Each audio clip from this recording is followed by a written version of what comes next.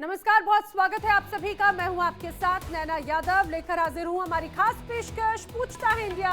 और बात करेंगे आतंक के आका पाकिस्तान की और अफगानिस्तान की, जिसके बीच में तनाव कम होने का नाम ही नहीं ले रहा। दोनों देशों के बीच में पिछले कई महीनों से कहा जाए कि तमातमी यहाँ पर नजर आ रही थी, और पिछले महीने जो एक इसकी जंग की ज्वाला उगी थी वो थमती नजर नहीं आती। या ये कहा जाए कि आतंक को पालने पोसने वाला पाकिस्तान अब इस जंग को खत्म होने ही नहीं देना चाहता। ऐसा हम क्यों कह रहे हैं? दरअसल इसके पीछे की वजह है। इसके पीछे की वजह यह है क्योंकि पाकिस्तान के जो रक्षा मंत्री हैं वो खुलेआम ऐलान कर रहे हैं कि अगर अफगानिस्तान के साथ वार्ता विफल रही तो अब जंग होगी। जी हाँ, आप बिल्कुल सही सुन रहे हैं। और जंग होने का बड़ा दावा कर रही है पाकिस्तान के रक्षा मंत्री ख्वाजा आसिफ।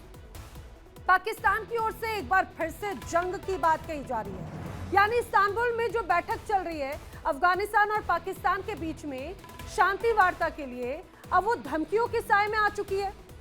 पाकिस्तान के रक्षा मंत्री ख्वाजा आसिफ ने एक टीवी इंटरव्यू में ये साफ चेतावनी दे दी कि अगर इस्तांबुल शांति वार्ता यहां पर हो रही अगर विफल होती है तो पाकिस्तान अफगानिस्तान के खिलाफ सैन्य कार्रवाई करने से पीछे नहीं हटेगा।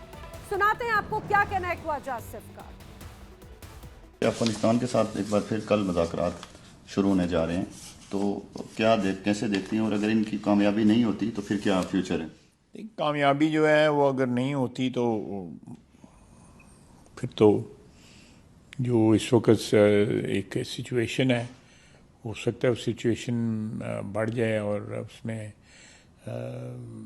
जो हमारी एक ऑप्शन है हमारे पास कि अगर हमारी ज़मीन की खिलाफ वर्जी होती है या हमारी सरजमीन को जो है वो निशाना बनाया जाता है, हमारी आबादियों को निशाना बनाया जाता है, तो फिर इस तरह ही सही, फिर हम भी वही करेंगे जो हमारे साथ हो रहा है। जंग ही होगी, फिर जंग ही होगी। तो जंग ही होगी पाकिस्तान और अफगानिस्तान के बीच में। ये हम नहीं कह रहे, दुनिया का कोई अलग हिस्सा नहीं कह रहा, ये कह रहा है पाकिस्तान का रक्षा मंत्री। पाकिस्तान के रक्षा मंत्री के ये बयान अपने आप में बहुत गंभीर हो जाते हैं, क्योंकि ये बयान ऐसे वक्त में आया है जब दोनों ही देशों के बीच में अक्टूबर में रुकी हुई बातचीत को एक बार फिर से बहाल किया गया।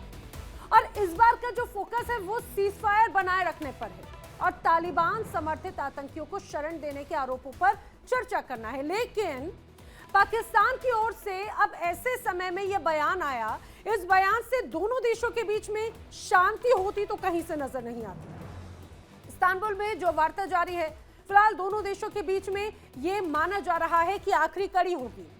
अगर ये वाली बातचीत भी असफल रहती है, जैसा कि पिछली मुलाकातें रही, तो ये मान के चलिए कि अफगानिस्तान और पाकिस्तान के बीच में सीमा पर तनाव पूरी तरह से बढ़ सकता है, ऐसी आशंका जानकार जता रहे हैं। और पाकिस्तान पिछले लंबे समय से यह आरोप लगाता रहा है कि काबुल सरकार तहरीक तालिबान पाकिस्तान को अपने इलाके में शरण दे रही है, और इसी वजह से दोनों देशों की सीमाओं पर तनाव लगातार बढ़ता नजर आता है। पाकिस्तान के आधिकारिक आंकड़ों के अनुसार, जरा जल्दी से मैं आपको बता देती हूँ, साल 2025 में अभी तक 1073 पाकिस्तानी सैनिक और सुरक्षाकर्मी मारे जा चुके हैं, जिनमें से 70 से 80% हमले टीटीपी जैसे विद्रोही संगठनों के ने ही किए हैं। इससे पाकिस्तान की सुरक्षा व्यवस्था पर गहरा दबाव पड़ा है। इसकी वजह भी मैं आपको बताती चलूं। यही वजह है कि अब इस्लामाबाद वार्ता की बात तो करता है, लेकिन साथ ही एक्शन की भी धमकी देता है। ख्वाजा आसिफ का यह बयान पाकिस्तान की रणनीतिक कमजोरियों को भी उजागर करता है। देश पर इस वक्त करीब 270 अरब डॉलर का विदेशी कर्ज है, और ऊपर से आंतरिक विद्रोह, राजनीतिक अस्थिरता और आर्थिक संकट ने तो सेना पर भारी बोझ डालकर रखा है। अब समझिए, ऐसे में विश्लेषकों का यह मानना है कि सैन्य कार्रवाई की बात दरअसल आंतरिक दबावों को हटाने और जनता को दिखाने का एक तरीका भी हो सकती है। पाकिस्तान भले ही परमाणु ताकत हो, लेकिन लंबे समय तक युद्ध झेलने की क्षमता जो है वो जरूर सीमित है, ये भी तमाम जानकार कहते हैं।